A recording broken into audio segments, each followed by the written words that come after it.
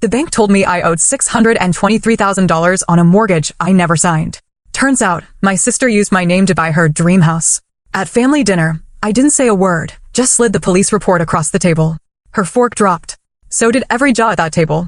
My world shattered with a single phone call, a betrayal so deep it tore through the very fabric of my family. I never imagined the person I looked up to my entire life would be the one to orchestrate such a cruel deception, leaving me to pick up the pieces of a life she'd systematically dismantled. Before everything imploded, I, Heather Wilson, a 29-year-old nurse in Seattle, had what I considered a pretty good life. Nothing extravagant, but it was fulfilling. For 6 years, I'd been a registered nurse in the pediatric ward at Seattle Grace Hospital. There's something incredibly rewarding about helping sick children, even on the hardest days. My colleagues were like family, and I'd built a reputation as someone reliable, someone who genuinely cared. My small, comfortable apartment in Ballard was my sanctuary, filled with plants. So many plants my friends joked it was more greenhouse than home. Those green companions gave me peace after chaotic hospital shifts. Then there was my actual family. My parents, David and Carol, lived in the same suburban home where my sister, Amanda, and I grew up. They were good people, honest, hardworking, and devoted. Amanda, 3 years my senior, was always the confident one, the achiever, the one who made friends effortlessly. I was the quiet, studious one, finding my voice only after college. But there was never any resentment, at least not that I acknowledged. I was proud of her accomplishments. As adults, we remained close. Amanda built a successful career in real estate, selling luxury properties. She married Brian Parker, a financial advisor, 5 years ago. They were a striking couple, always tanned from their frequent tropical vacations. Their social media was a catalog of curated perfection. Meanwhile, I remained single, focused on my career. Our lives couldn't have been more different, but we still met for coffee and had family dinners twice a month. Amanda would sometimes make subtle comments about my lifestyle or suggest investments I couldn't possibly afford, but I just chalked it up to her wanting the best for me.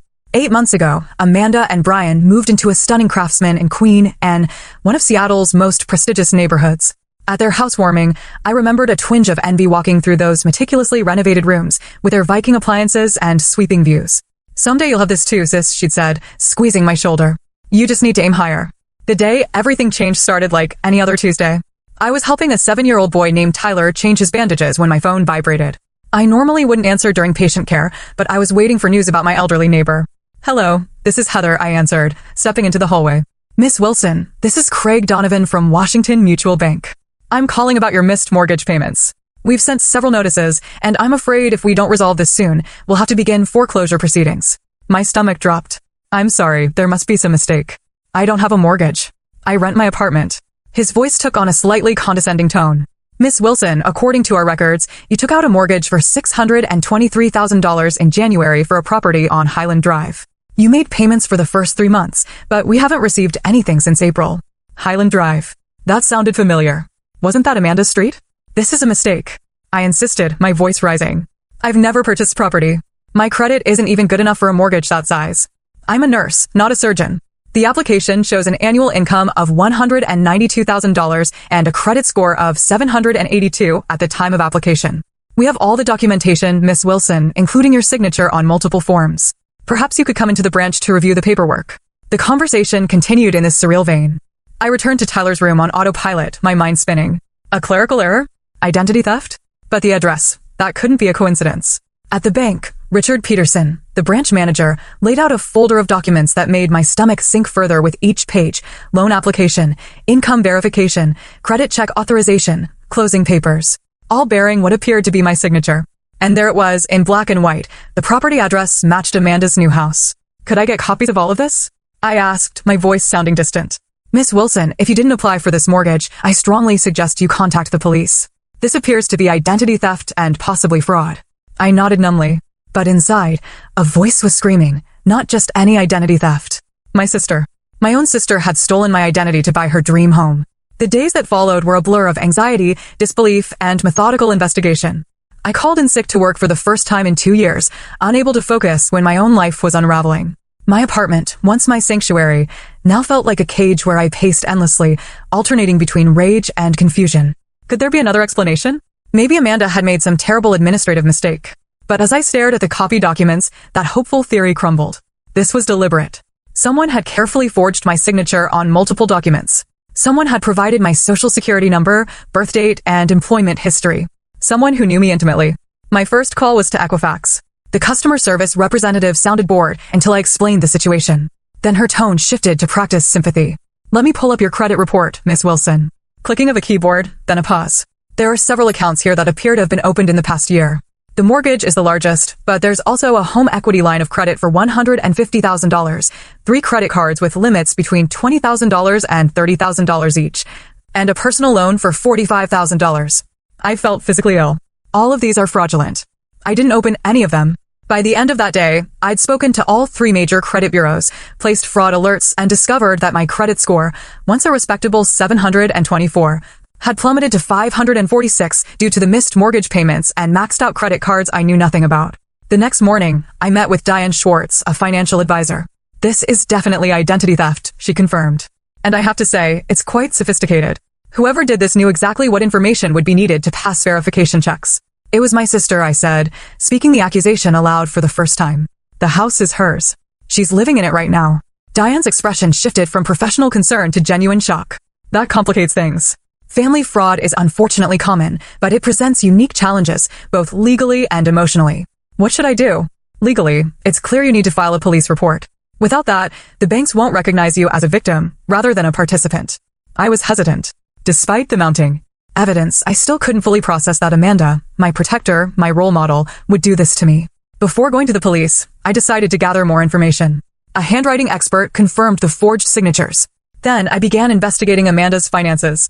Through social media and casual conversations, I pieced together troubling patterns. Despite their apparent wealth, Amanda and Brian had been facing financial difficulties for at least 2 years.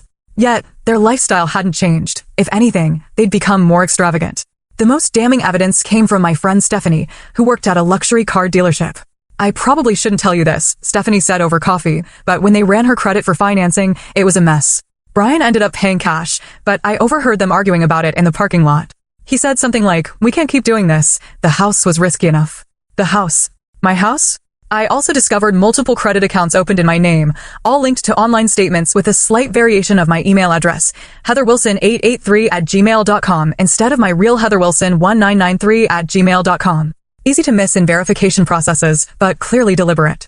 Every new piece of information felt like another weight on my chest, making it harder to breathe, harder to deny the truth. My sister, whom I trusted completely, had stolen my identity to finance a lifestyle she couldn't afford. She'd thrown me under the bus without hesitation, leaving me to deal with the financial and legal fallout when it inevitably collapsed. After a week of investigation, I could no longer avoid the necessary step. With a heart that felt like lead, I drove to the Seattle Police Department's Financial Crimes Unit. I sat in a hard plastic chair for nearly an hour before Detective Rachel Thompson saw me. "Heather Wilson," she asked, a woman in her 40s with short brown hair and tired eyes. "I'm Detective Rachel Thompson. Sorry about the wait. Follow me." She led me to a small interview room. "Now, I understand you're here to report identity theft." "Yes," I said, my voice smaller than I intended. "By my sister." Something flickered in Detective Thompson's expression, surprise, maybe even sympathy, before her professional demeanor returned. "I see. That's unfortunately more common than you might think. Tell me everything from the beginning." For the next 2 hours, I walked her through the whole story. The bank call, the mortgage I never applied for, the credit cards and loans opened in my name, the house my sister was living in, purchased with my stolen identity. "Miss Wilson, I want to be clear about something. Filing this report means we will investigate fully, and if the evidence supports your claims, your sister could face serious criminal charges. Identity theft and mortgage fraud are felonies. She could go to prison. Are you prepared for that?" The question hit me like a physical blow. Was I prepared to be responsible for sending Amanda to prison? To destroying her life, her marriage, her career? I thought about our childhood, how she taught me to ride a bike, helped me with homework, stood up for me against bullies. I thought about our parents, who would be devastated. But then I remembered my ruined credit score, the $623,000 debt in my name, the violation of trust so profound I could barely comprehend it. "Yes," I said finally. "I need to protect myself. If she faces consequences for what she did, that's her responsibility, not mine." Detective Thompson nodded. "I understand this is difficult. We'll handle the investigation with discretion, but I can't promise confidentiality, especially if charges are filed. These cases become public record." As I signed the report, my real signature, not the forged one, I felt a strange mix of relief and dread. The machinery of justice was now in motion, and I couldn't stop it even if I wanted to. 2 days later, Detective Thompson called with an update. "We've confirmed your suspicions, Miss Wilson. The mortgage application was submitted online using your personal information, but from an IP address traced to your sister's previous residence. We're also investigating her husband's potential involvement. Financial crimes like this are rarely committed by just one person in a household. Brian. I hadn't even considered his culpability until now. But of course he would have known. As a financial advisor, he might even have helped orchestrate the whole scheme. There's more, Detective Thompson continued. We've discovered evidence suggesting they were planning to declare bankruptcy in your name once the debts became unmanageable. There are searches from their home computer about bankruptcy laws and identity abandonment. The calculated nature of their betrayal stunned me. They hadn't just stolen my identity in a moment of desperation. They'd planned to utterly destroy my financial future while protecting their own. A week after filing the report, I received the official police documentation, a comprehensive dossier detailing the evidence against Amanda and Brian. Bank records showing transfers from accounts in my name to their personal accounts, loan applications with forged signatures, credit card statements showing purchases at stores and restaurants I'd never visited. Sitting at my kitchen table that evening, I read through each page, methodically highlighting the most damning sections. The police had done thorough work, building an airtight case.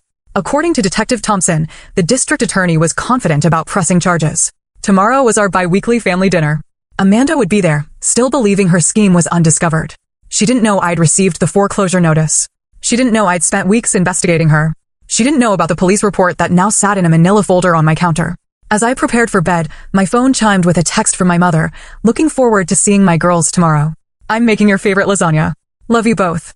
The casual normalcy of it broke something in me. I cried for the first time since this nightmare began, not just for myself, but for our parents, whose world was about to shatter. I spent nearly an hour deciding what to wear for dinner. It felt important. I settled on a simple navy dress, professional, serious. Not my usual casual attire, but this was no ordinary dinner. I applied my makeup carefully, determined that Amanda wouldn't see how much she'd hurt me. I wouldn't give her the satisfaction. As I drove to my parents' home, memories flooded back of happier family dinners. Tonight would be the last of those dinners, at least in any form I recognized. After tonight, nothing would ever be the same. I parked a block away, needing a moment to compose myself. As I walked toward the house, I spotted Amanda's white Range Rover in the driveway. Had that been a lie too? Had it been purchased with fraudulent credit in my name? The familiar smell of my mother's lasagna greeted me. For a second, I considered turning around, driving home, pretending I'd fallen ill. I could confront Amanda privately, give her a chance to make things right without public humiliation. But then I remembered the bankruptcy searches Detective Thompson had mentioned. Amanda and Brian had planned to leave. Me financially ruined while they walked away unscathed. They deserved no mercy. I rang the doorbell, feeling the weight of the police report in my bag like a brick. Heather. My mother opened the door, beaming. She pulled me into a hug. You look beautiful, but so serious. Everything okay at the hospital? Everything's fine, Mom, I lied, returning her hug. Just tired from a long week. Inside, my father was in his usual spot, recliner with a glass of red wine. There's my girl. Want some wine? It's that Oregon Pinot you like. Thanks, Dad, that would be nice. From the kitchen, I heard Amanda's laugh, bright and musical as always. She appeared in the doorway, wearing an expensive-looking cream blouse and tailored pants, her blonde hair perfectly styled, her smile dazzling. Heather, finally. I was telling Mom about this incredible patient success story I heard from Dr. Garner at the club. You should talk to him about potential positions in his practice. The benefits are amazing. The audacity stunned me. Here she was, having stolen my identity, offering career advice as if she had my best interests at heart. I forced a smile. I'm happy where I am, thanks. If she noticed my coolness, she didn't show it. Dinner proceeded with excruciating normalcy. Dad carved steaks, Mom served lasagna. Mark talked about his new project, the kids chattered. Amanda expertly deflected any questions about their finances, always steering the conversation to someone else's affairs. Heather, you're quiet tonight, my father observed as we neared the end of the main course. Rough week. I sat down my fork carefully. You could say that. Anything you want to talk about? Mom asked, her forehead creasing. Amanda jumped in before I could respond. Oh, leave her be, Mom. Not everyone needs to process everything out loud like me. She laughed, flipping her hair. Some people just need to mull things over privately. The irony was almost too much. Here was Amanda, who had committed crimes that would soon become very public, advocating for my privacy. Actually, I said, meeting my sister's eyes directly, there is something I need to discuss with all of you. A flicker of unease crossed Amanda's face, quickly replaced by her usual confident smile. Sounds serious. Let's at least have dessert first. I brought that chocolate mousse cake from Dahlia that you love, Heather. That can wait, I said firmly.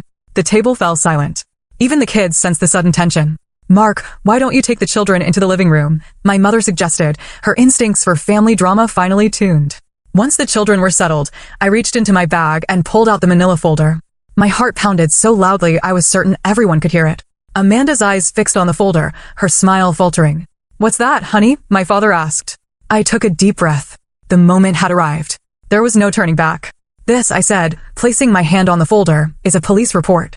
The silence deepened. My mother's eyes widened. My father sat down his wine glass carefully. Brian, who had been largely quiet, suddenly looked alert, his gaze darting between the folder and Amanda. A police report? My mother echoed. Heather, what happened? Are you all right? I'm not all right, Mom. I've been the victim of a crime. I looked directly at Amanda as I slid the folder across the table toward her. Identity theft and fraud, to be specific. Amanda didn't touch the folder. Her face had gone very still, her animated expressions frozen. What are you talking about? She asked, her voice unnaturally high. Open it, I said quietly. Brian placed his hand on Amanda's arm. Maybe we should discuss this privately, Amanda. There's nothing to discuss, she responded quickly, still not touching the folder.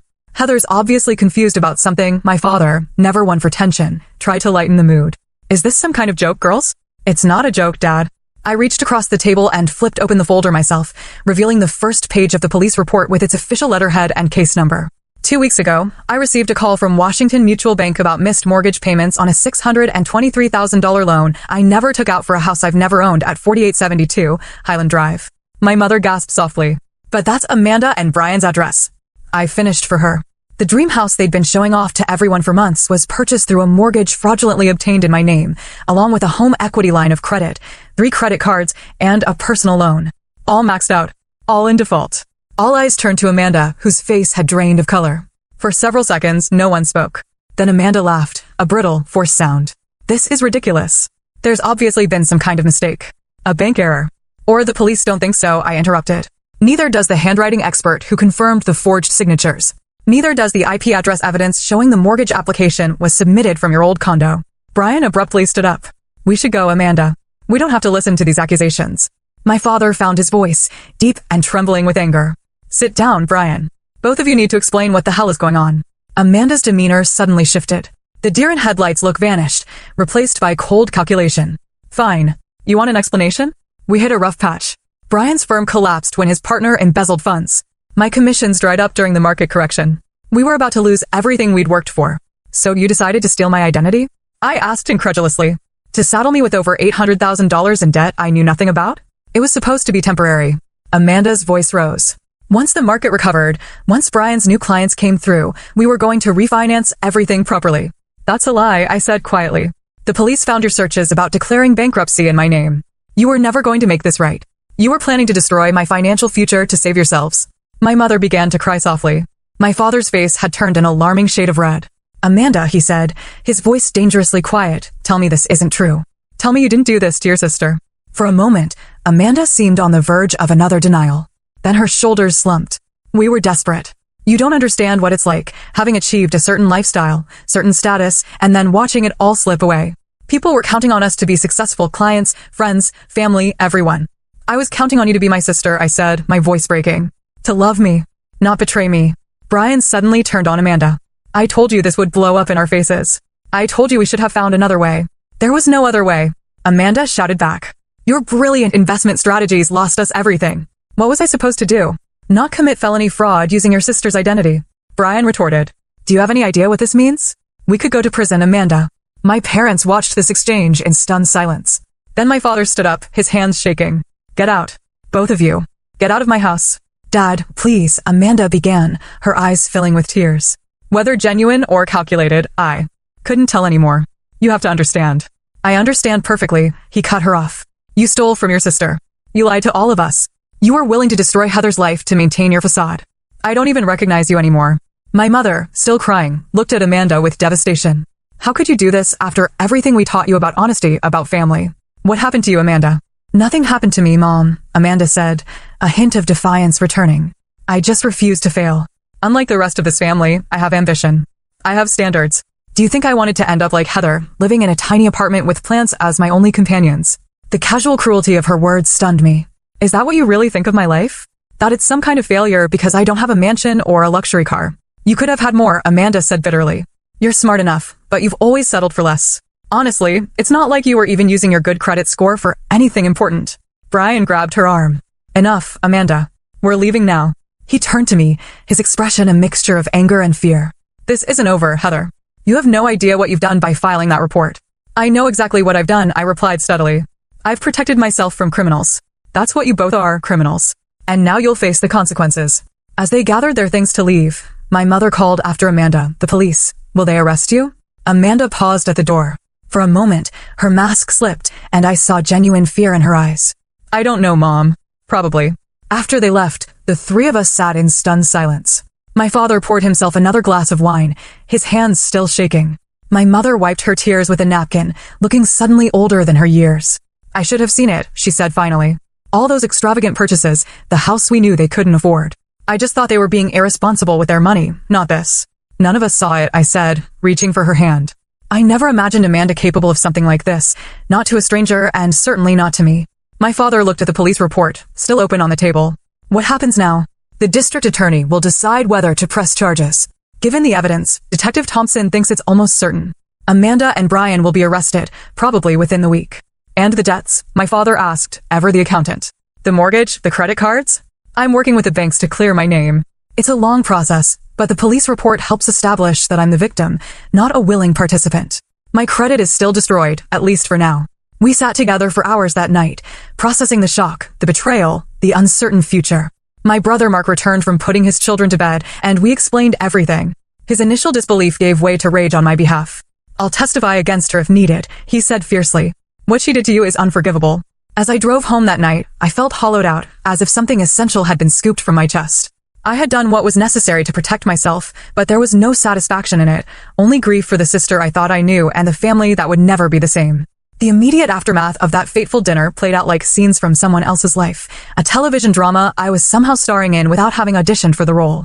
3 days after the confrontation, Detective Thompson called. Arrest warrants had been issued for both Amanda and Brian.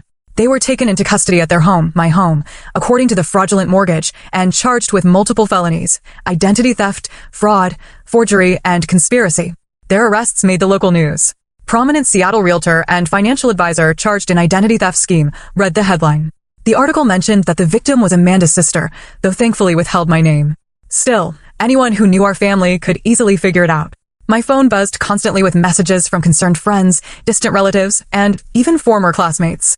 I turned it off, unable to face the well-meaning but intrusive questions.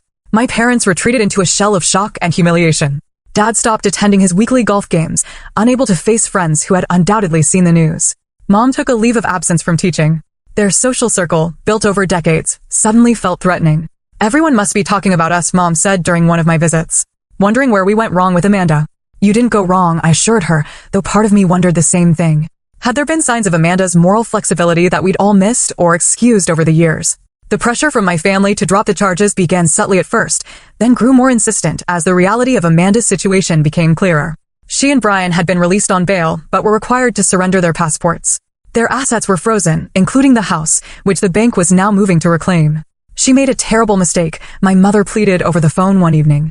But she's still your sister, still our daughter. Couldn't you ask the district attorney to reduce the charges?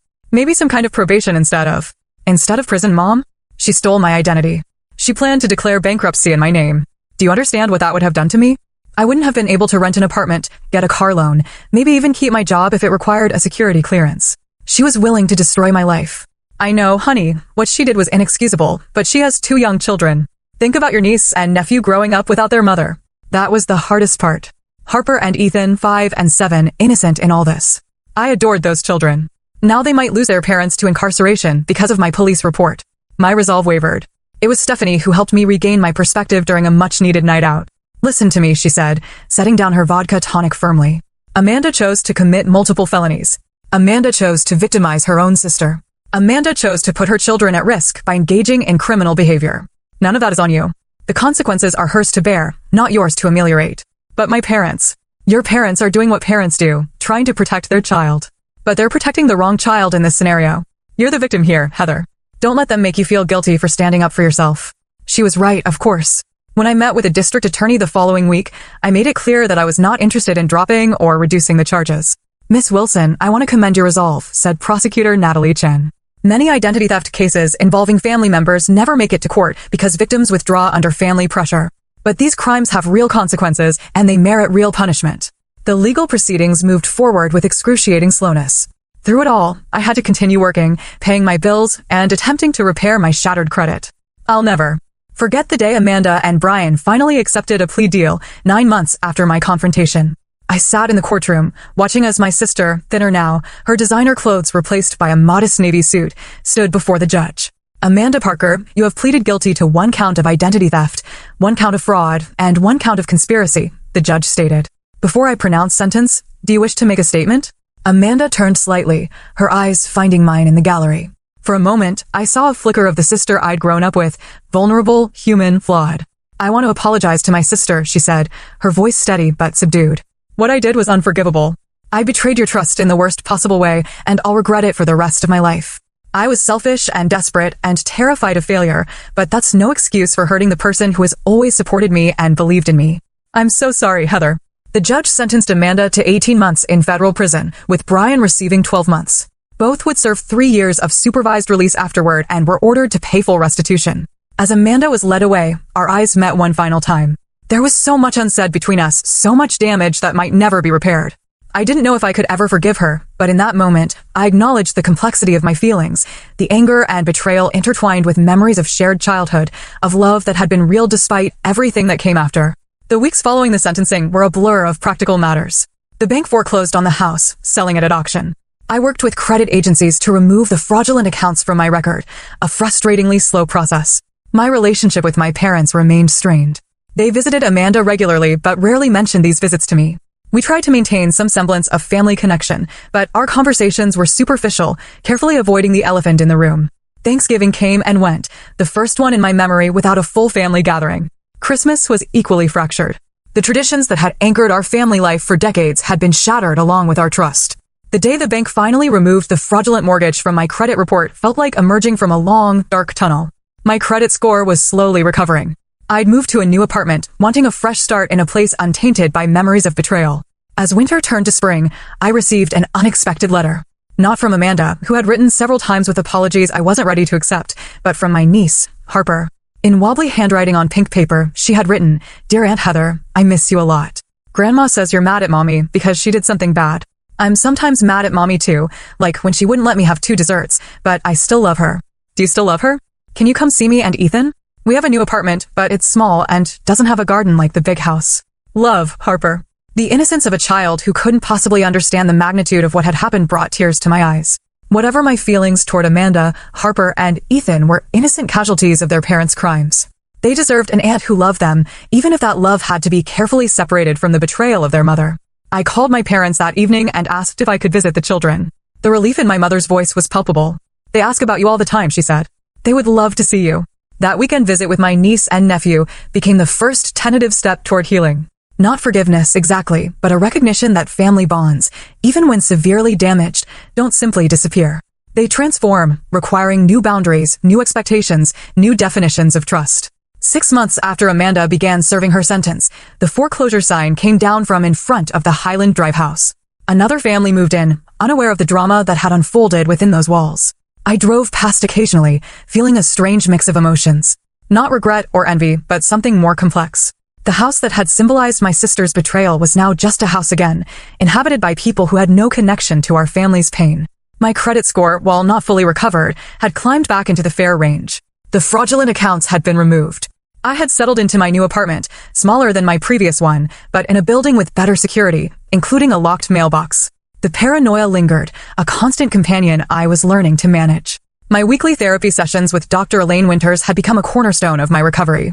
Family betrayal creates a unique kind of trauma, Dr. Winters had explained. The people we expect to protect us become the source of harm. It fundamentally challenges our ability to trust. Will I ever trust anyone again? I'd asked, only half joking. You'll trust differently, she'd replied. More carefully, more intentionally. That's not necessarily a bad thing. She was right. I'd become more cautious, more vigilant about reviewing financial statements, more selective about who I allowed into my inner circle. But I hadn't withdrawn from life entirely, which had been my fear in those dark early days.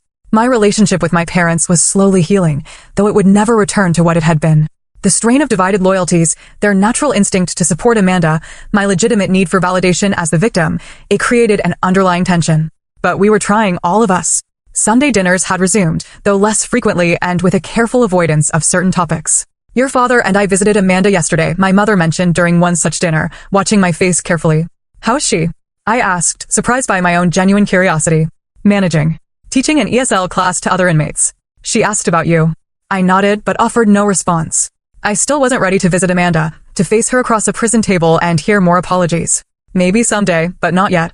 My father, who had been mostly silent on the subject of Amanda for months, suddenly spoke up. She's different in there. Humbled, I think. I think she's finally understanding the magnitude of what she did to you. It was the first time he had so clearly acknowledged me as the victim rather than focusing on Amanda's suffering. The validation, though long overdue, meant more than I could express. Thank you for saying that, Dad, I said quietly. The most unexpected support came from extended family. My cousin Rachel, who I'd never been particularly close to, reached out. I never told anyone in the family. She confided over coffee, but my college roommate stole my identity, opened credit cards, ran up thousands in debt. I know something about what you've been through. What did you do? I asked. Pressed charges, just like you. Lost friends who thought I was overreacting. Never regretted it for a minute. Finding this community of understanding, other identity theft victims who truly comprehended the violation I'd experienced, became an important part of my healing. I joined an online support group and eventually began attending in-person meetings of a financial crime survivors network. There, I met people from all walks of life whose stories echoed aspects of mine: the shock of discovery, the painstaking process of clearing their names, the broken relationships with those who couldn't understand why they wouldn't just forgive and move on. In their company, I didn't have to explain or justify my feelings. They already knew. Through this network, I connected with a nonprofit organization dedicated to helping identity theft victims. After benefiting from their resources, I began volunteering, using my own experience to guide others through the labyrinthine systems of credit bureaus, law enforcement, and financial institutions. You have a gift for this, Margot, the organization's director told me. You're compassionate without sugarcoating the reality of what they're facing. This work gave purpose to my pain, transforming a devastating personal experience into knowledge that could help others. I couldn't undo what Amanda had done, but I could use it to make someone else's journey a little less lonely, a little more navigable. Moving to my new apartment had been a practical necessity, but it became a symbolic fresh start as well. I filled it with plants, as always, but also with new furniture that held no memories of my pre-betrayal life. I installed a small home office with a locking file cabinet, not because I expected another family member to steal my identity, but because the experience had taught me the value of prudent protection. When Amanda had been incarcerated for nearly a year, I received a letter that stood out from her previous attempts at communication. Unlike her earlier apologies, this one acknowledged the specific harms she had caused me. I've been working with a therapist here, she wrote.